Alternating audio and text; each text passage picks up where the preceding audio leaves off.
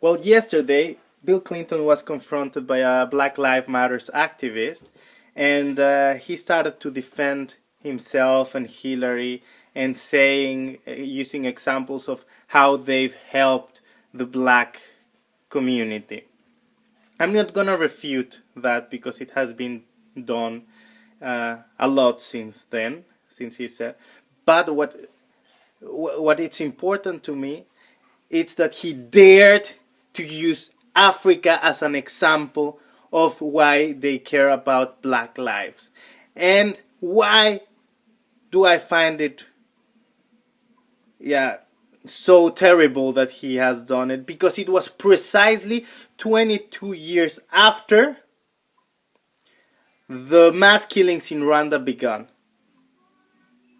And I did my thesis on Rwanda. I've studied Rwanda, and let me tell you something. The first important thing, something that all historians agree upon, is that the US and the international community, they all knew what was going on in Rwanda, and they did nothing to stop the killings.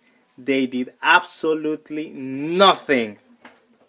They even denied the fact that there were some that there was a genocide going on. They didn't want to use the word genocide because they knew that that way they would have to do something about it and try to stop it. They could have stopped it with less than 100 soldiers.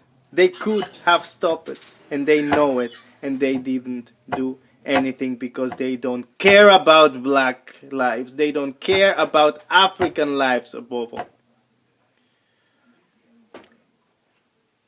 There were also an involvement of the Clinton administration in the so-called Rwandan genocide, because the Clinton administration armed the RPF, the rebel army, and that was,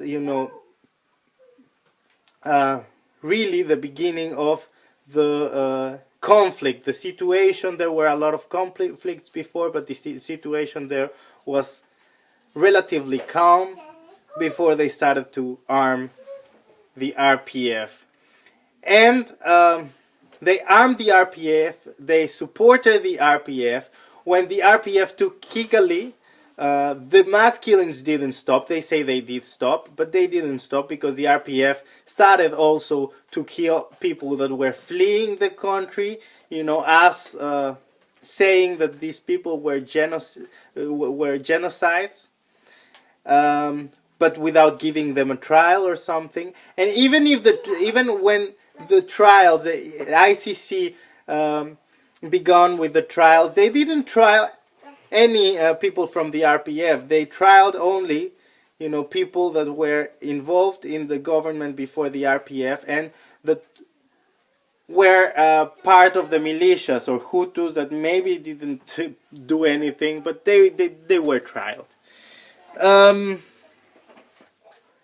Afterwards, Paul Kagame, the leader of the RPF, the commander of the RPF, took power after the fall of Kigali. And he remains 22 years after, he's still in power. And he is the one that has been pushed for wars in Central Africa with the support of the United States of America. They've got into war with some groups, some rebel armies in some countries, for instance, Congo, and eventually they began of it. It came to be what we now call the African World War. And in the African World War, we can think also about the Congolese Civil War. And this conflict, this African World War, that was also pushed by the Clintons, by the Clintons, is the deadliest conflict that has the deadliest conflict after the Second World War. Millions and millions and millions of lives, of black lives, have perished, have died in this conflict, just because, um, you know, mostly in the big part because of the Clinton administration, and because there's a lot of natural resources there, and the American government wanted to have more influence on that region because of the the natural resources, and because France and and the Belgians have more influence on that area because it's they are French speaking countries. So that is why I think it's despicable that that Bill Clinton dared to talk about Africa as an example of what they've done right.